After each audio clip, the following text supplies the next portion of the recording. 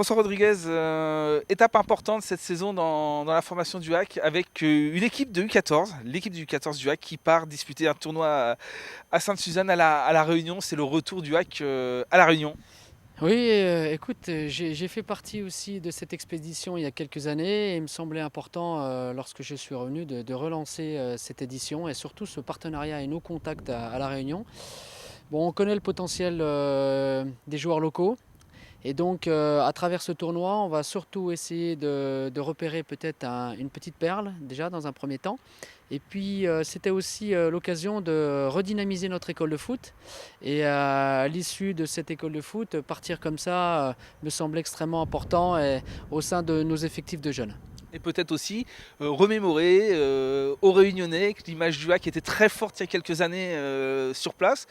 Elle est un petit peu moins maintenant, peut-être voilà, montrer un signe fort à La Réunion que le HAC est de retour avec ses couleurs ciel et marine sur le territoire et sur le terrain.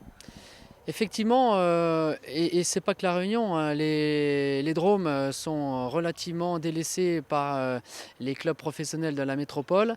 Tu sais très bien que nous sommes partis à la Guadeloupe. Là, c'est un retour presque historique puisque tu connais les liens qui nous lient avec l'île de la Réunion.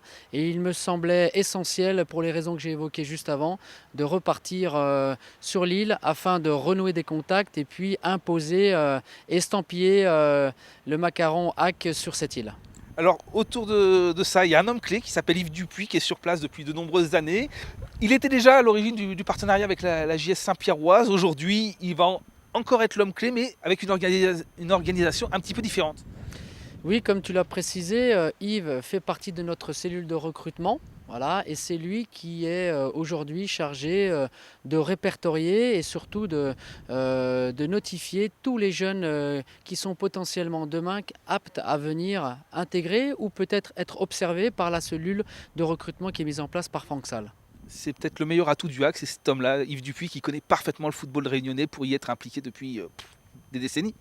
En tout cas, c'est un vrai pilier chez nous et forcément, on connaît aussi sa capacité à observer, sa capacité aussi à fédérer. La preuve, il est à l'origine aussi de notre venue sur l'île et c'est lui qui, avec d'autres collaborateurs, a organisé notre séjour sur place. On rappelle quand même quelques noms de joueurs réunionnais qui sont issus de ce partenariat. Ça avait commencé au début des années 2000 avec Florent Sinama Pongol. Il y en a eu plein d'autres.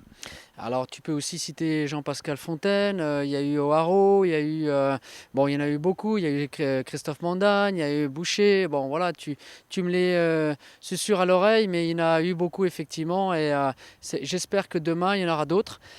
Et c'est surtout une des principales raisons pour laquelle nous allons là-bas, mais il y en a d'autres. Voilà. Voilà. Mais dans sa structure, ce nouveau partenariat ne sera plus basé sur le partenariat exclusif avec un club. Il sera ouvert à tous les clubs. Ouais. Exactement. La preuve en est, lors de notre séjour, nous avons aussi mis en place une session avec les éducateurs qui le souhaitent de la Réunion afin de leur faire découvrir le travail que l'on effectue au sein de notre club et la méthodologie mise en place. Donc comme tu l'as précisé, nous essayons aussi d'étendre notre réseau sur toute l'île et bénéficier non pas d'un seul partenariat avec un club, mais d'avoir une marge beaucoup plus importante sur toute l'île.